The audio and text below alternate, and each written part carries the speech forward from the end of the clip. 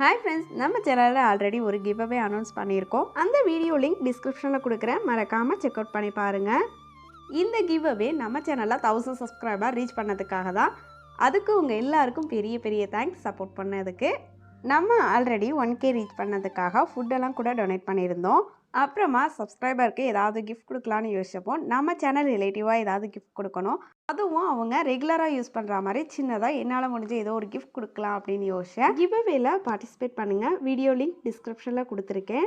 இன்றைக்கி give அவேவுக்கு gift purchase பண்ணிவிட்டு அப்படியே கோவிலுக்கு போகலான்னு பிளான் பண்ணியிருந்தோம். காலையில் வாசலில் விளக்கேற்றிட்டு எனக்கு தெரிஞ்ச கோலம் போட்டேன். கோவிலுக்கு போகிறதுனால சக்கரை பொங்கல் செஞ்சோம். அதுக்கு 1 கப் பச்சரிசி, 1/2 கப் பாசிப்பருப்பை தண்ணியில் கழுவிட்டு ஒரு குக்கரில் மாற்றிக்கலாம். அதே கப்பில் 3/2 கப் தண்ணி, 1 கப் பால் சேர்த்துக்கலாம். பால் சேர்த்தா ரொம்ப சூப்பராக இருக்கும்.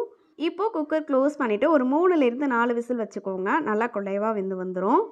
அடுத்து கொஞ்சமாக நெய்யெல்லாம் முந்திரி திராட்சையாக ரோஸ்ட் பண்ணி எடுத்து வச்சுக்கலாம். அதுக்கப்புறமா 1/2 கப் வெல்லம் ஒரு பாத்திரத்தில் மாற்றிட்டு கூடவே கொஞ்சமாக தண்ணி சேர்த்துக்கோங்க. வெல்லம் உங்களோட ஸ்வீட்க்கு ஏற்ப அட்ஜஸ்ட் பண்ணிக்கோங்க. இது நல்லா கொதிச்சதும் ஸ்டவ் ஆஃப் பண்ணிவிடுங்க. அடுத்து குக்கர் ஓப்பன் பண்ணலாம். நல்லா குழைவாக வெந்து வந்திருக்கு. கரண்டி வச்சு லைட்டாக மசிச்சுட்டு நம்ம இந்த சக்கரை தண்ணியை ஃபில்டர் பண்ணிக்கலாம். கூட கொஞ்சமாக உப்பு சேர்த்து இதை நல்லா மிக்ஸ் பண்ணதும் 2 ஏலக்காவை இடித்து சேர்த்துட்டு நம்ம வறுத்து வச்சுருந்த முந்திரி திராட்சையும் சேர்த்து நம்ம கலந்துட்டோம்னா அவ்வளோதான், நம்ம டேஸ்டி சக்கரை பொங்கல் ரெடி. வீட்டில் சாமி கும்பிட்டுட்டு நாங்கள் கோவிலுக்கு கிளம்பிட்டோம். இது எங்களோட குலதெய்வ கோவில். கோவிலுக்கு வந்ததும் விளக்கேற்றிட்டு சாமி கும்பிட்டோம். மனசுக்கு ரொம்ப நிம்மதியாக இருந்துச்சு.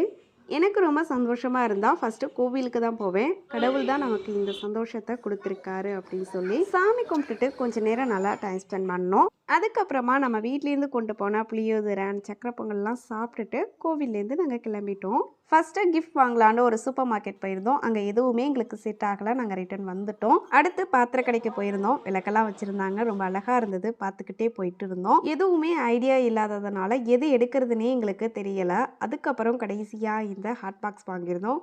ஒன்று கொஞ்சம் சின்னது, அதை விட கொஞ்சம் பெரிய சைஸில் ஒன்று வாங்கியிருந்தோம். இது ரெண்டும் பார்க்குறதுக்கு கொஞ்சம் நல்லா இருந்துச்சு, அதனால் நான் இதுவே வாங்கிட்டேன். ஃபஸ்ட் கிவ் அவே அப்படின்றதுனால இது ஃபஸ்ட் கொடுக்கலாம்.